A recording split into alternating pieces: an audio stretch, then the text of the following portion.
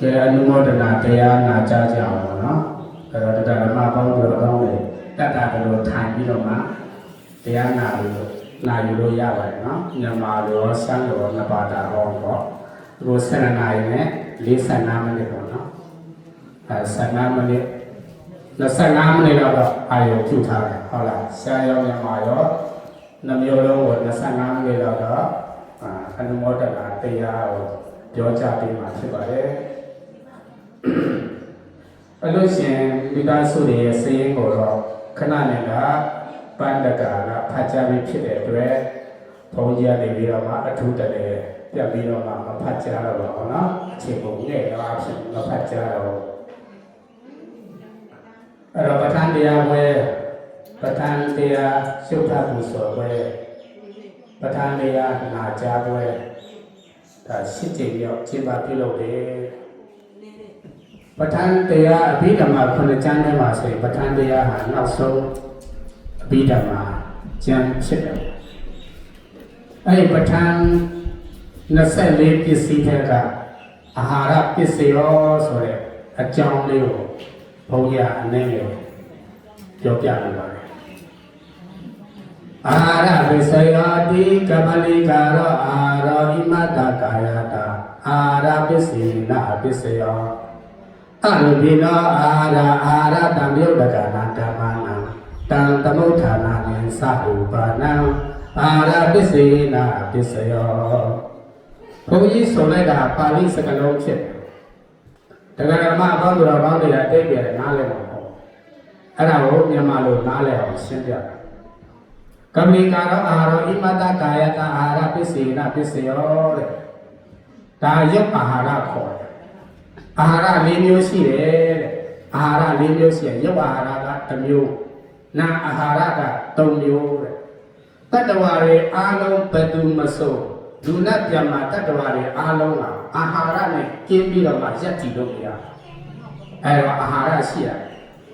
အဲ့ဒါကြောင့်မို့လို့ကပလီကာရောအာဟာရောဣမတ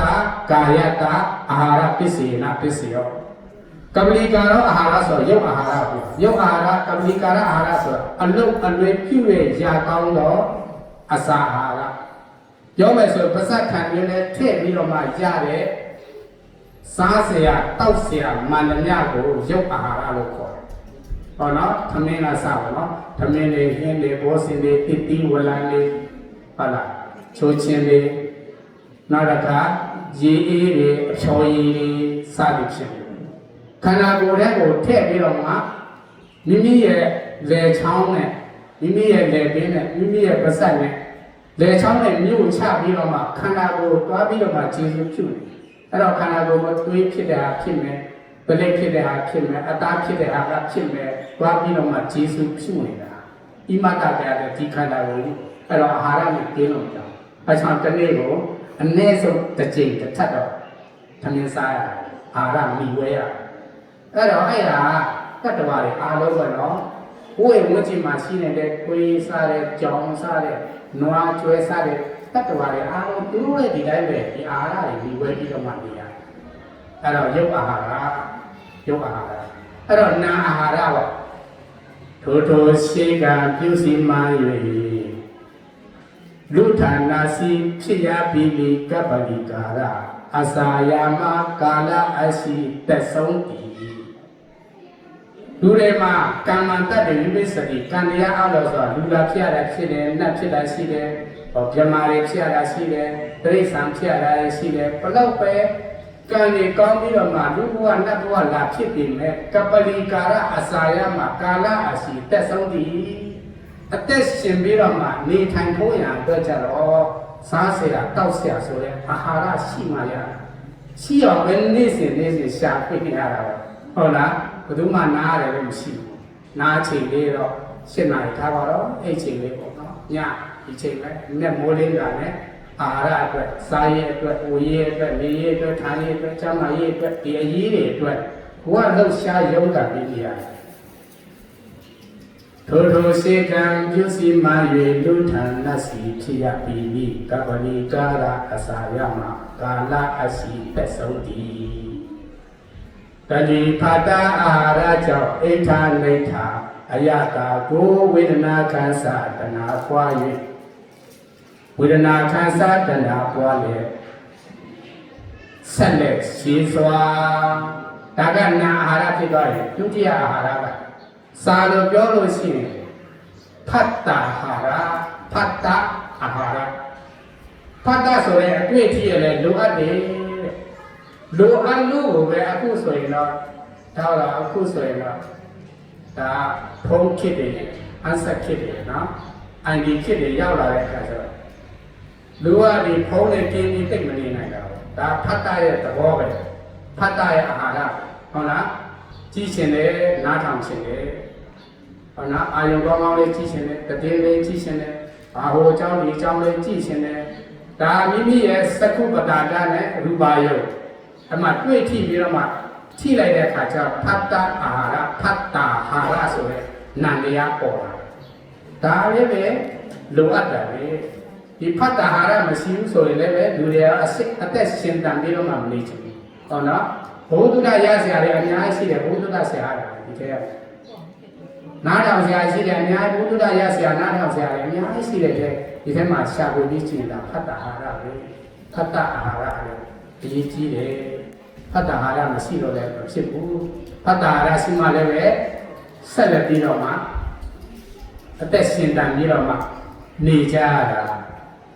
တဏှိဖတ်တာအာဟာရကြောင့်အိဋ္ဌာနိဋ္ဌာအယာကကိုဝေဒနာခံစားတဏှာပွားရဆက်လက်ရှိစွာနောက်နံပါတ်3ကျတော့စေရနာအာဟာရစေရနာမူခန္ဓာတန်ဒီဆွဲကနေ၍ထွေထွေဝိပက်ဝိညာဉ်စိတ်စေရနာအာဟာရစေရနာလည်းအာဟာရတစ်မျိုးပဲဒီကနေ့တရားဓမ္မအပေါင်းတော်ပေါင်းတွေလုံခဲ့တဲ့4ရက်ပေါ့နော်ရှေ့လာဆန်း8ရက်ကဆက်ရ10ရက်9ရက်10ရက်17ရက်12ရက်ဒီကနေ့တိုင်အောင်ကုသိုလ်ကောင်းမှုတွေပြုကြတယ်ဆိုတာကုသိုလ်စေရနာအာဟာရစေရနာရှိလို့ရှိရင်ကုသိုလ်ပြုရပြီးစိတ်ထဲမှာပီတိဖြစ်ပြီးတော့မှမိမိတို့အတွက်အထောက်အပံ့ဖြစ်နေတာစိတ်ထဲမှာပျော်နေတာအဲ့ပျော်နေတဲ့ဟာပဲစေရနာအာဟာရပဲကုသိုလ်စေရနာအာဟာရတစ်မျိုးပဲအာဟာရဆိုတာပါဠိစကားဖြစ်နေတာပေါ့နော်မြန်မာလိုပြောမယ်ဆိုရင်ဖြစ်စေတဲ့တည်တံ့စေအဲ့ဒါကအာဟာရပေါ့ဖြစ်စေတဲ့တည်တံ့စေတဲ့စေရနာအာဟာရကုသိုလ်ဖြစ်စေတဲ့ကုသိုလ်ကိုတည်တံ့စေလိုက်တယ်အကုသိုလ်ဆိုအကုသိုလ်စေရနာလည်းကိုယ့်ဟာနဲ့ကိုသွားမှာပေါ့ဒီကနေ့ကောင်းတာပဲရွေးပြီးပြောမယ်စေရနာဟာလားကုသိုလ်စေရနာကုသိုလ်စေရနာဖြစ်နေလို့ရှိရင်ကိုယ့်ရဲ့စိတ်ထဲမှာကြည်နူးရတယ်လူရတယ်တန်းရတယ်စိတ်ထဲမှာနှစ်သက်ပြီးတော့မှဖြစ်နေတယ်ဆိုရင်ဒါပီတိဖြစ်လို့ရှိရင်ပီတိကိုစားအားရှိပါ၏ပေါ့ဟုတ်လားအဲ့ဒါစေရနာဟာလားတဲ့စေရနာလည်းအရေးကြီးတယ်သားသမီးနဲ့မိဘပဲဖြစ်ဖြစ်ဆရာဓမ္မနဲ့တပည့်ဓမ္မပဲဖြစ်ဖြစ်ဆရာနဲ့တရားပဲဖြစ်ဖြစ်အပြန်လာစေရနာရှိတယ်ကောင်းတဲ့စေရနာကုသိုလ်စေရနာရှိတယ်ဆိုရင်ပျော်စရာကောင်းတယ်အဲ့ပျော်စရာကောင်းတာကကိုယ့်အတွက်ကောင်းတာကိုဖြစ်စေတယ်တည်တံ့စေတယ်ထောက်ပံ့စေတယ်ဒါအာဟာရပစ္စည်းနဲ့ကျေစုပြုနေတာပဲအာဟာရပစ္စည်းနဲ့ကျေစုပြုနေတာနံပါတ်4အာဟာရကျတော့ဝိညာဏအာဟာရတဲ့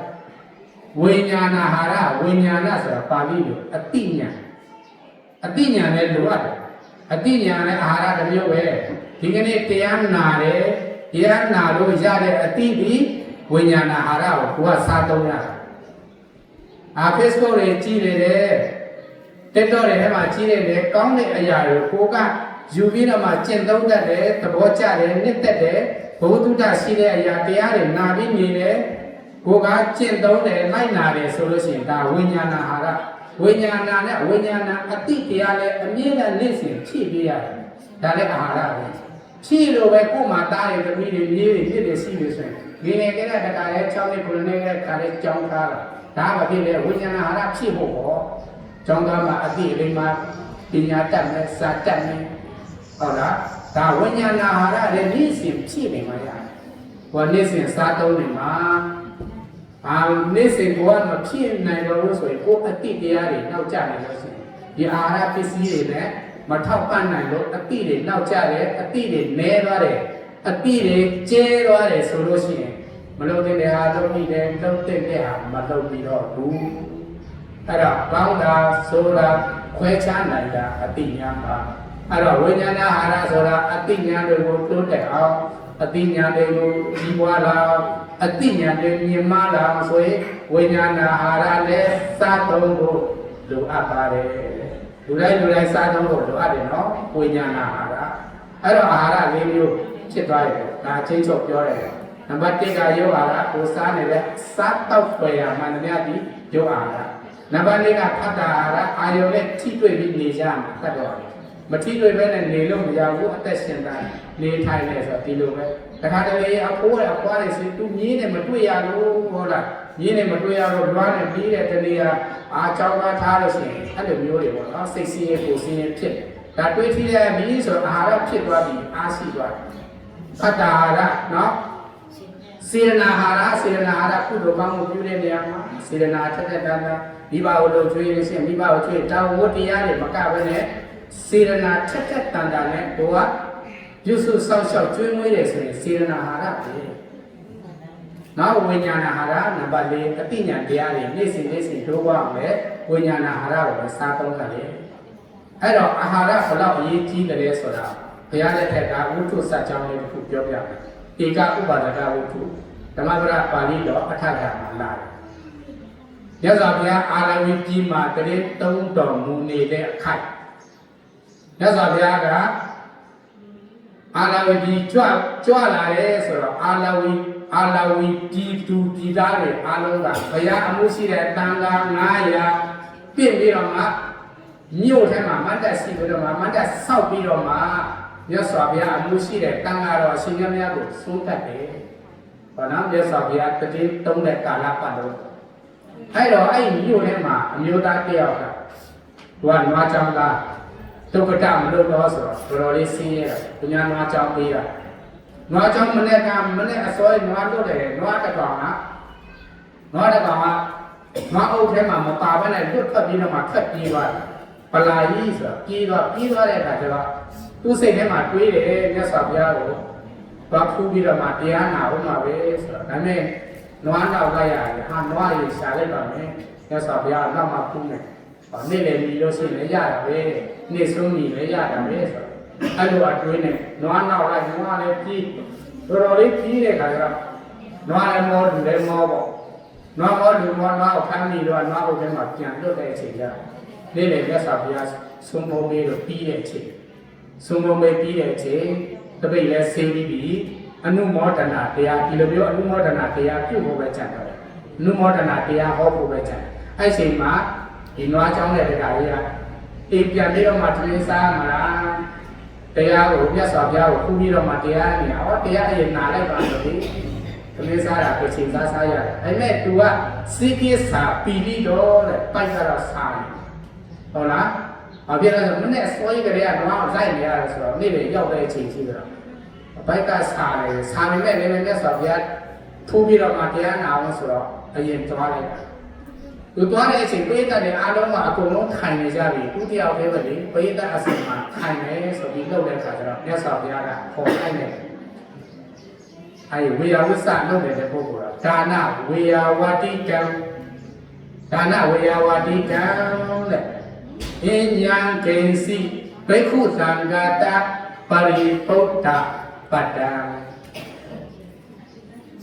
ဝေယဝိသလုပ်နေတဲ့တရားကိုမေးတယ်ဒကာကြီးတဲ့ဘိက္ခုသံဃာတတဲ့ယဟန်တန်ဃာအတွက်ဆုံးကပ်ပြီးတော့မှပူရှံနေတဲ့သမင်းကြီးမရှိဘူးလားရှိပါတယ်ဗျာတဲ့ရှိလို့ရှိရင်ဒီတရားကိုကျွေးလိုက်ပါအဲ့နွားကြောင်းတဲ့တရားကိုကျွေးခိုင်းတယ်သူကလည်းပိုက်ကစားနေတယ်ပိုက်စားနေခေါ်ပြီးတော့မှသမင်းကျွေးပြီးတော့မှတရားလာမှာအဲ့ဒီချိန်ကျမှမြတ်စွာဘုရားကတရားဟောအဲ့တော့မြတ်စွာဘုရားတရားဟောတဲ့အခါသူသောတာပန်ဖြစ်သွားတယ်ဆိုလိုတဲ့အတိတ်တွေကဒီနေရာမှာဓမ္မပဒအရဆရာပြတယ်မြတ်စွာဘုရားကတကာတယောက်ဥပဒကာတယောက်ကိုသမင်းကျွေးခိုင်းတယ်ဆိုတာဒီနေရာကလွယ်ပြီးပိဋက3ပုံဘယ်နေရာပဲဆရာမရှိဘူးမြတ်စွာဘုရားဘာမှမခိုင်းဘူးဒါကအရေးကြီးတယ်ဆိုတာအာရအရေးကြီးလို့အဲ့တော့မြတ်စွာဘုရားတရားဟောတဲ့အခါသူကနားဆိုင်ပြီးတော့မှတရားနာတဲ့အခါကျတော့သောတာပန်ဖြစ်သွားတယ်ဒီဝိသိကိစ္စပယ်နေတဲ့သောတာပန်တရားဖြစ်သွားတယ်အဲ့တော့မြတ်စွာဘုရားကတရားကိုသမင်းကျွေးခိုင်းပြီးတော့မှတရားဟောတယ်ဆိုတော့ကျောင်းတော်ပြန်ရောက်တဲ့အခါယဟန်တွေကဘုရားကိုကြည့်ရတယ်ဟုတ်လားဘ ဘေခုဥစ္စာရိန်သူတဲ့မြတ်စွာဘုရားနော်ကဲခံတယ်မြတ်စွာဘုရားကမျက်နာလာတဲ့ဒါဒီတကာတယောက်ကိုသမီးကျွေးပြီးတော့မှတရားဟောရတယ်လို့သမီးကျွေးခိုင်းရတယ်လို့ဆိုအဲ့မှာမြတ်စွာဘုရားအမေးတယ်ငါတို့တဲ့ဘာတွေပြောချနေပါလဲမြတ်စွာဘုရားကိုဝေဖန်နေကြတာဗျာဩမြတ်စွာဘုရားကိုဝေဖန်နေမြတ်စွာဘုရားဘာဝေဖန်နေမြတ်စွာဘုရားကတရားတရားကိုသမီးနွားချောင်းသားတရားတရားကိုသမီးကျွေးခိုင်းပြီးတော့မှတရားဟောတယ်အေးအဲ့ဒါအရေးကြီးလို့ကျွေးခိုင်းတာပဲတဲ့စိကိသာဒုတ်တေနာတံမေတေတိယမနိပတိဝိစီတုံနတ်တကောတိတကယ်လို့သာလမုတေတဲ့စိတ်နဲ့တရားနာမယ်ဆိုရင်တရားထူကိုမရနိုင်ပါတရားထူရနိုင်တဲ့အကြောင်းမရှိတော့ဘူးဘိုက်စာလို့တရားနာရင်အာယုံမဆိုင်နိုင်ဘူးအာယုံမဆိုင်နိုင်တဲ့အတွက်တရားထူမရဘူးအဲ့တော့မြတ်စွာဘုရားအဲ့ဒါကိုသိတော်မူလို့သမင်းကျွေးခိုင်းပြီးသမင်းစားပြီးမှအာဟာရသုံးဆောင်ပြီးမှတရားဟောတော့သူတရားထူရတော့လေစဉ်းစားတော့ကိုချင်းစာကြည့်တော့လူတိုင်းပဲနော်ဘွားပိုက်စာလို့ရှိရင်စိတ်တူတယ်စိတ်တူလို့ရှိရင်ဘာမှစိတ်ဝင်စားဘာလာပြောလို့မရဟုတ်လားဘာပဲဆွေးနေလို့တော့မရအဲ့တော့အဲ့ဒါအရေးကြီးတယ်အာဟာရကအဲ့တော့အရေးကြီးတဲ့အလူဒါနကိုငါတို့နေ့စဉ်လူတိုင်းရပါလားလူတန်းရပါလားဆိုတော့ဒကာဓမ္မကောင်းတော့ကောင်းတယ်လူတန်းဝမ်းမြောက်ဖို့ကောင်းတယ်နော်ဝမ်းသာဖို့ကောင်းတယ်အဲ့ဒါမြတ်စွာဘုရားကတရားဆက်ဟောစိကိစ္စပရမရောဂသင်္ခါရပရမဒုက္ခဧတညတ္တဝယနာပုတ္တံနိဗ္ဗာန်ပရမဒုက္ခယောဂတွေထဲမှာသာလမုသိချင်းဆိုတဲ့ယောဂကအဆိုးဆုံးပဲတဲ့သာလမုသိပြီဆိုရင်ဘာမှနားမလဲတော့ဘူးဘာမှမသိနိုင်ဘူးအဲ့ဒါကြောင့်မို့လို့သမထမအရေးကြီးတယ်အာဟာရအဲ့တော့ပစ္စည်းပဋ္ဌာန်း24ပစ္စည်းအာဟာရပစ္စည်းရောဆိုပြီးတော့ထည့်ပြီးဟောတာသူ့မထည့်လို့မရအာဟာရအရေးကြီးတယ်စိကိစ္စပရမရောဂတဲ့ဇဏေယောဂတွေဘယ်တော့ကြီးတယ်ပဲပြောတယ်သာနာမုတ်တိတ်တဲ့ယောဂတော့မမီပါဘူးနေ့စဉ်ကျွေးနေရတယ်နေ့စဉ်ဆေးကုနေရတာဒါတကယ်တော့ပြောတယ်နေ့စဉ်စားနေရတယ်ဆိုတာနေ့စဉ်ဆေးကုနေရတာနော်အထူးဝိသေသတခြားယောဂတွေဖြစ်လာတော့တခြားဆေးတွေထပ်စားပေါ့ဒါတော့ထပ်စားဒီယောဂကတော့နေ့စဉ်စားပေးနေရနေ့စဉ်စီးမိဝဲပေးနေရသင်္ခါရပရမဒုက္ခတွေထဲမှာခန္ဓာကိုယ်ပြည့်စုံယူရပြီးတော့မှလောက်ရတဲ့ဒုက္ခအကြီးဆုံးပဲဟုတ်တယ်ခန္ဓာကိုယ်ပြည့်စုံယူနေရတာနေ့စဉ်နော်ပြည့်စုံယူရပေးနေရတာဟုတ်လားတင့်တယ်အောင်လို့သူများအမြင်ကောင်းအောင်လို့သူများအကြကောင်းအောင်လို့ကိုယ့်ရဲ့ခန္ဓာကိုထိမ့်သိမ်းစောင့်ရှောက်ပြီးတော့မှပြည့်စုံနေရတဲ့ဒုက္ခကြီးမားဆုံးဒုက္ခပဲနိဗ္ဗာန်ပရမဒုက္ခချမ်းသာတကချမ်းသာတဲ့မှာတော့နိဗ္ဗာန်ချမ်းသာအမြင့်မြတ်ဆုံးပဲအဲ့တော့မြတ်စွာဘုရားအဲ့ဒီလိုတရားတွေကိုဟောပြပေးပါတယ်ဘယ်လောက်ဆိုလို့ရှိရင်မြန်မာလိုဘယ်လောက်ပေါ့နော်တတိခါဘုန်းကြီးဆန်းတော်ဟောမှာလားတမန်တော်ဆရာတွေဟောနေမှာတဲ့တိုင်းဟောနေပါလက်တွေပါဒီတခါခင်းလိုက်ဆက်ခါเอาว่าสี่ขึ้น5 วันเขาไหลมาดูไหลมาตามไหลมาพอทำรา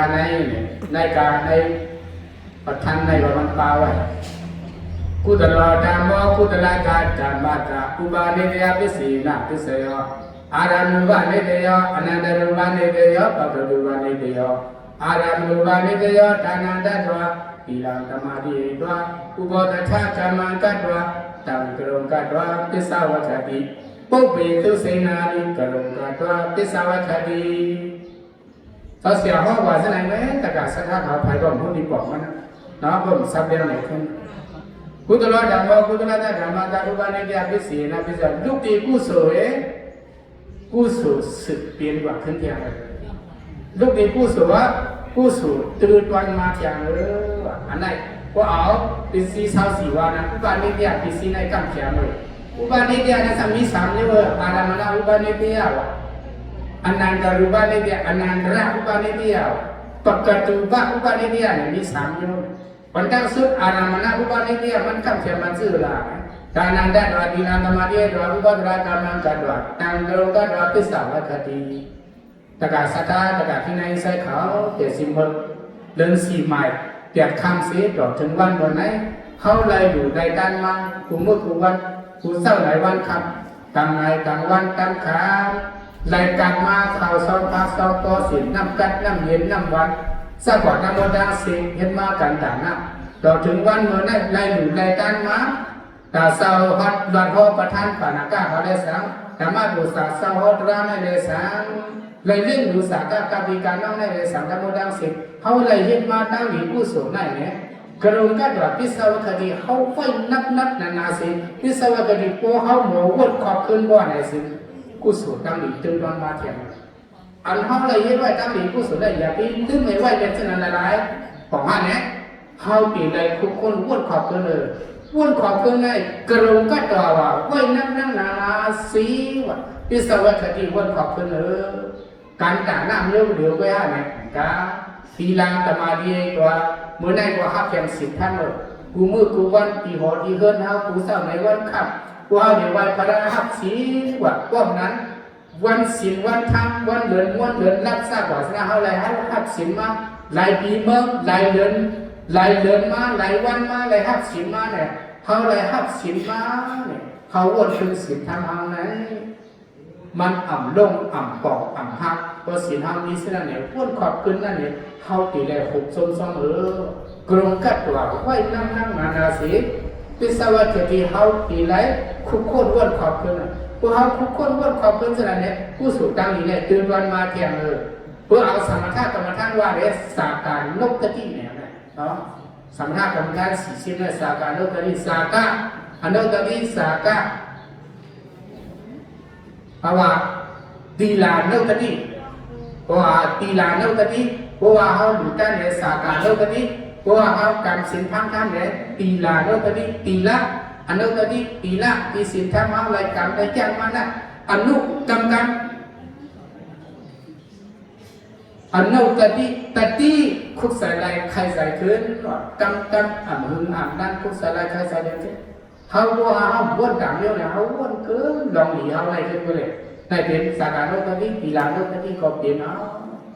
อุบาทนาการมากัดว่าตั้งกรงกัดว่าพิสาวคดีเพราะว่าเนี่ยวันศีลวันธรรมวันเดินม้วนเดินรับมาเนี่ยเอาว่าขึ้นจ้องด้อมว่าเขาเปียกนอนกันนอนจ้องเอาศีลเปียกศีลเก่าศีลซิดซากกว่าสนั่นเนี่ยก็เขาคุกคนวนขอบขึ้นเลยเพราะว่าคุกคนวนขอบขึ้นเลยเอาเรียกว่าตั้งหลีผู้สูงในเพราะว่าในซื้ออันเฮาได้เห็นมาตั้งหลีผู้สูงนั้นเฮาทุกคนวนขอบขึ้นว่าในสิ่งผู้สูงตั้งหลีเฮาเนี่ยเตือนวันมาเสมอผู้ใดเลยว่าในอารามหน้าพิสีก่อสายอธิบดีพิสีก่อใจนะอุบาอนันตระพิสีว่าอุบาลิเกียพิสีก่อใจว่าอุบาลิเกียพิสีได้ก็กำเขียนไว้ลองมันกำเขียนมีหนังหลายเลยเพราะว่าเฮาผู้เนี่ยเฮาแจ้งกันเฮาซ้อมเสียเฮาหมอผู้คนวนขอบถึงเนี่ยตั้งหลีผู้สูงเนี่ยมันจะดีก่อนมันก็ในโซเชียลเขาเลยว่าไผ่มันน้องแต่พอดีป่องใจไว้เดี๋ยวกูก็คนแถมลองนึงว่าอาหารด้านนั้นมันหล่ำลองกระหือเนี่ยอันในโซเชียลใครๆเนี่ยมันขึ้นอินหน่อยเนาะด้านมันหล่ำลองเนี่ยเมื่อปันมันข้ามราบเป็นเสาเนี่ยที่เมืองเวสาลีเนี่ยคนเล็กสวีเขาเนี่ยผู้เปิดไว้เสียเหเสียปากเสียก็ใช่เนาะเสียเหเสียปากเสียก็พูดได้เลยว่าเนี่ยเสียสามตัวนะเสียสามตัวส่วนตัวนั่นน่ะเขาก็เปิดว่าเส้นเนี่ยมีการท่าก้อนหนึ่งมาเขี่ยวว่าได้ที่เขาเนี่ยเขาพัดเขี่ยเขาซุ้มกันนี่การท่าก้นใจนะเพราะว่านี่การครอบพระบาลีน่ะเป็นก้นใจก็ไม่นี่การทีว่านี่การทีแล้วก็มันเป็นอันเขานับอย่างนี้การท่านั่นเว้นหรอกในที่เสียพวกก้อนนั้นเขานับอย่างนี้การท่าเป็นนางยิงนั่นก็มาเขี่ยเข่งในเมืองหวยสาลีนะมันก็เป๊ะคนเมืองหวยสาลีนั่นเนี่ยคนเมืองหวยสาลีนั่นเอาเป็นเขี่ยสุดเลยสู่สองก้อนนั่นการได้เขี่ยกันเนี่ยก็เดี๋ยวได้ว่าเนี่ยปีนี้เขาได้เหมือนกันว่าเขามอว่าต้าไว้5 ปากว่านั่นนี่การท่าไซก็มอ5 ปากนี่การท่านี่การทียิงนั่นร้องมอ5 ปากเพราะว่าสมาเขาเป็นก้นรอนเดียวหนังกันเป็นเหมาเป็นเสาเป็นเหมาหนังกันแน่คือคนเล็กสวีเขาเนี่ยเขาเนี่ยคนบอกปีญาแล้วห้ามปันกว่าต่างเมื่อมาเอาเขาสองก้อนในกบกูบันนี้อะไรเอาให้มันไว้ปางแขกเนาะก็เดี๋ยวได้ว่าเขาเป็นโพเมก่อนเพราะว่าเขาเป็นโพเมในก็แม่เขาไล่มาด่วนหาก็เตสา ได้มาดูยิงสีก็เตสานล้อลาอวตาริกาปฏิสดาดูยิงสีก็ลูกไส้ก้อนหนึ่งลูกไส้ก้อนหนึ่งสับเป็นเสสกาแล้วเนาะยังยืนได้เสสกาประเปิดไหนนั่นออกเปียกเปิงนั่นป้าเนาะนั่นแหละวัยในมาอายุเขาก็ใหญ่มากอย่างนี้กำมวลเขาสุดเสียหายไกลกว่าตั้งโกตั้งเมียสองก้อนเนี่ยเมื่อเขาไกลเนี่ยเขาสามารถดีรูปร่างเขาอีดูยิ่งเขาสีก้อนเนี่ยเปสาล้อละเพราะว่าตาที่กับเปสาแล้วสูในในสวรรค์ในวัดได้ดีอูสูก็หาปากพิเมสูในก็หาปากสูมไว้หนึ่งเหว่าเว้นหนึ่งเย้าเว้นหนึ่งเบิ้งหนึ่งเย้าเบิ้งหนึ่งปากเขี้ยววัดได้สูเลยสังเสวะว่าถ้าสุนันเพื่อว่าสู่ซุ้มกันเปิดเพื่อว่าเปลี่ยนคนเฮิร์นคนใจเนี่ยขอเห็นรูปปั้นคนเนี่ยจ้าเพื่อว่าเปลี่ยนนางยิ่งเนี่ยขอเห็นข้าใจคนเนี่ยเพื่อว่าเปลี่ยนเสาอย่างนั้นเลยเนี่ยขอเห็นตะเกียบคนเนี่ยสักว่าซะนั้นน้องสายมันเด่นเห็นน้องสายมันเด่นหาเขียนดีเป็นเสื้อผ้าแบบนั้นเนี่ยมันอยู่ที่เบื้องขุยสาลีสวนบันตะเกียบตะปันมันหวานตามันขึ้นเลยก็เป็นอย่างนี้สีก้อนนั่นแหละเวียงมาเวียงเมืองมาเมืองถึงมาเวียงสาวุธพอถึงสาวุธแล้วท่านเขาต้องมาเขานั่นหรอกเพราะว่าล่ามอยู่รัดด้วยแรงมอเก่าอะไรชิมไหนขนาดว่ามอเก่ามองชิมมองเท่าไหร่เพราะว่าเขาเองก่อนกินข้าวยาวที่เสียบล้านข้าวนั่นเนี่ยเขาซาบูตาชันไปให้ด้วยเขาเอาหัวหมอกสับปีนะเอาหัวหมอกสับปีนั่นเหรอเอาหัวก็ทราบว่าที่เหนือกองไส้ทราบว่าที่เหนือกองไส้สิใครเที่ยอะไรว่าได้ได้รอหยิบเดียวบอกสักปีได้เลยเพราะว่าใครผู้ใดเสียว่าอันเที่ยวว่าได้ตั้งเขาว่าได้ซื้อให้เขาหยิบเดียวบอกสักปีได้เลยที่กองไส้นั่นเลยเขาปักไว้เมื่อนั้นดูอ่านเขาสามารถยืมกันนั่นแหละเขาสามารถดีดูอ่านนั่นเขาสามารถดีดูอ่านนั่นเลยเขาเก็บเขาในที่ร้านขายเขาสาวสาลีพวกกระบอกที่ต้องซ่อมในกองบอก9 โมง 10 โมงจะนี้สังกัดใจฮันเขาคุ้มซ่อมก็ได้มันเจ้าอยู่ขึ้นพลังบนมุดสุดๆตลาดบนซื้อเหปัดยูเหเต็กใส่น้ำเหเจ้ากี่หลาหน้าเพราะว่ามีเจ้าอยู่นี่มีประธานเจ้าไปส่งในสังที่ได้ดูขามาปฏิสังขารขามันเจ้ามันเจ้าตรงลื้นเมื่อไหร่ออกมาเนี่ยดังมันเจ้าเด็กก็เสียงดังนั่นดูอ่านเขาซ้ำล่มพอไว้ของไส้นั่นเสียปั่นเรียกว่าดินบอกสักปีนั่นเนี่ยมันจะหวานว่ามันจะหามันจะขนาดเพื่อตัวเขาสู่ปั่นเพราะว่าสั่งมันบอกสักปีข้าวมันมีลองสั่งพระพุทธเขาสีกัวข้านั่งพระพุทธสีกัวข้าเขากับกินข้าวกินนั่งข้าวเขาว่าสั่งไว้เขาว่าพวกเด็กเที่ยวว่าตั้งเขาในให้หยิบเลี้ยวฉะนั้นพวกนายสูหยิบเลี้ยวเลยเนี่ยเขาได้คำหัดหยิบเลยเขาใจเขาเด็กเที่ยวเหมือนนั้นมาหวานเขาเนี่ยคุ้นเนี่ยเพราะว่าต้มเงยอ่อนกันหยิบเลี้ยวไว้หมดสักปีนั่นแหละเอาไว้ในมาบัวด่วนเขาก็หยิบเลี้ยวว่าเขาก็ปั่นเลี้ยงไว้กันนั้นสาวสาวที่พวกกระไรถักสั่งไว้เพราะว่านำประตูเขานั่นมาเนี่ยให้เขามาดีจ้องสีดาวน้าเขาสาวดีไปไว้กันนั้นดุ้งซ้อมมาดีว่าซุ้มซ้อมดีไปไว้กันนั้นหรือมาดังๆ12 ชั่วโมงภายในวันหนักกลางวันมาเนี่ยเขากินข้าวนำเย้าหลิมาเนี่ยมาบอกสักปีเขาเลี้ยวว่าด่วนเขานี้กันนะครับเที่ยงได้สวามเลี้ยวไว้บอกเขาได้นานสุดเคอะไรห้ามใช่ฮะอาคาก็เด็กเคแล้วสาวสาวที่พวกเราเด็กเคปีเขาหวานคนไหนก็ดียากเขาอันกว่าดีจังสิเดียวดีสาวสาวที่พวกเราเพราะว่าถึงว่าสาวจะหยิบเลี้ยวบอกสักปีในสงใจค้าใจคนไหนสาวเด็กเคค้าเขาเคคนไหนใครได้ทำได้สู่ทำได้เลยสู่เด็กก็หวานเขาสีก็สอนไว้หวานได้1 เหตุตีปูลายหาปากอีเมลลายหาปากเนี่ยเขาทำมุดว่าสาวสาวที่พวกหลานเนี่ยก็ตอบได้ทุกข้อทุกกำว่าพอตอบได้ทุกข้อทุกกำว่าเนี่ยคำวิธีทำมุดว่า5 ว่าได้สุ่มสังขารสังขารพยาข้ากับสังขารกำในเนี่ยเรียกสาวถามด้วยเขาบ่อยเนี่ยเรียกเขาถามไหมเขาเด็กถามเอกามบากินิเก่งเอกามบากินิเก่งน้องยิงเขาว่า1 อันว่านั้นเป็นนิสัยในว่าก้าเขาเนี่ยป้าหันเนาะก็ว่าป้าได้1 อันว่านั้นผู้นี้บอก หมูกอกเอาวนกอกไม่วนกอกน้ำบินน้องสีก็เสียสารล้อลาว่าตาริกาปฏิสักกะเมื่อนั้นมาเขาวนกอกคือไล่ไข่ใหญ่มากเมื่อนั้นข้าเขาปันซุ่มขายาปราเซียวข้าเขาปันซุ่มขายาปราเซียวข้าเขาซุ่มขายาสาวปินก็ออกป่วนขายาเสียวข้าเขาตอบไรข้าสาวตอบแม่มากขึ้นขาละนั่งอ่านวันนั้นเมื่อนั้นมาน่ะตาปีตาตาอาราธิดิกาสัพเพสัตตาวะสัตวะดังโมตังเสียงเสนอาราธิดิกาตีไลเปิงอินตังกินตังยับอาราตั้งเสียงยาวใครผู้ไลเสียงว่านั้นตื่นตีไลเปิงตั้งกินตังยับไม่กว่าปึงไรเนาะตื่นตีไลเปิงตั้งกินตังยับก็มันหลังลองสุดแล้วเนาะมันมาไว้ในในป่าที่กาวัดป่าที่ต่อเลยมาไว้10เยอะหนึ่งในเป็นสังสองในเป็นสังสามในเป็นสังต่อถึง10นะพระเป็นเจ้าเพราะว่ามีเนาะเอาวันในการหนึ่งอันวันไหนมันอายุใหญ่สุดมันหลังดองสีเป็นสุดตาสัตวะ30ยิบคงในเลสัพพิสัตถะพาราธิกาต่อก็ต่อปันดังสุดอันหลังดองได้ไหมแต่ตาสัตถะเราต้องรู้ดังเสียกูก็กูก็กูเพิ่นที่สามที่ไกลตั้งแต่ตาสัตถะวันของเพิ่นเขาต้องรู้ดังเสียไหลมากัดเขาสอนภาษาอัจฉริยะมันมีปัง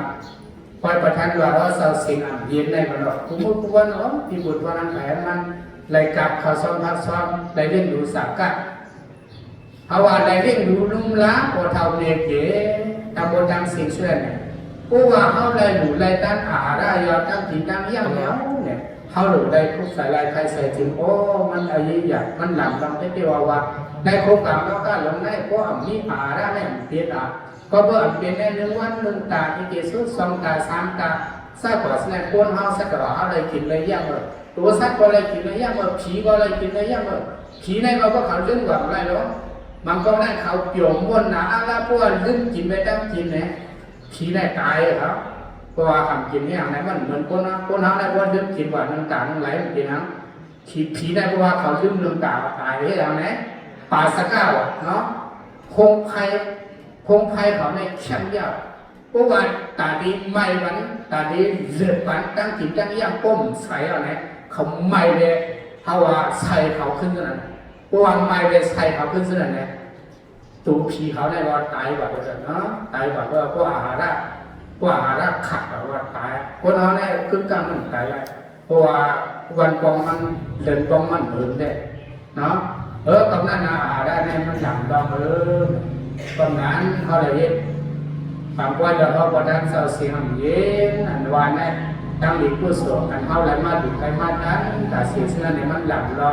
เขาเลยดูรายการได้แล้วทำมีอันเต็มได้แล้วนะดูรายหมอหงสมทำไผ่ทำงานเสียเอาขออนุญาตชุดไปกระดิ่งไหนมือทางเราเหมือนนักแต่สัตว์เขาทำโมดังเสียงที่พวกบ้านของสาอัปราเสียงนับปีที่20%เขาใส่สีเล่เลยมาดูเลยมาดันบางวันเรา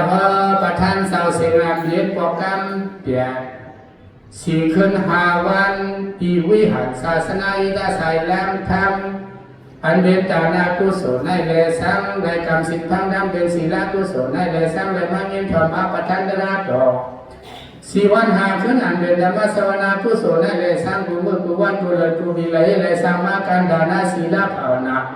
ตั้งโมดังเสียงนะดักกินในใจเขาตั้งโมดังเสียงดูก็สุขาสุสัตย์ก็แล้วก็หันหน้าให้เมฆความสุขขับปารามีที่คนหมดเบียดใจอัมเสนอัมสังทำพิราบเกอวิสาธนามานาสันนันเสเลให้เสียวสาสบอยู่นำขันธาเปลี่ยนย้อนดูความมือสันสังสังปักเป็นไฟชีวิตนุ่มอยู่ตาเสียไปเสียว่าเถิดทานิกิมาอัมมาตานิปานายิ้มเย็นเตียนอัมเป็นอัมรู้นั่นขันขันไฟไฟสิไว้มาดามสักกรรมเลกะมนใหญ่มโน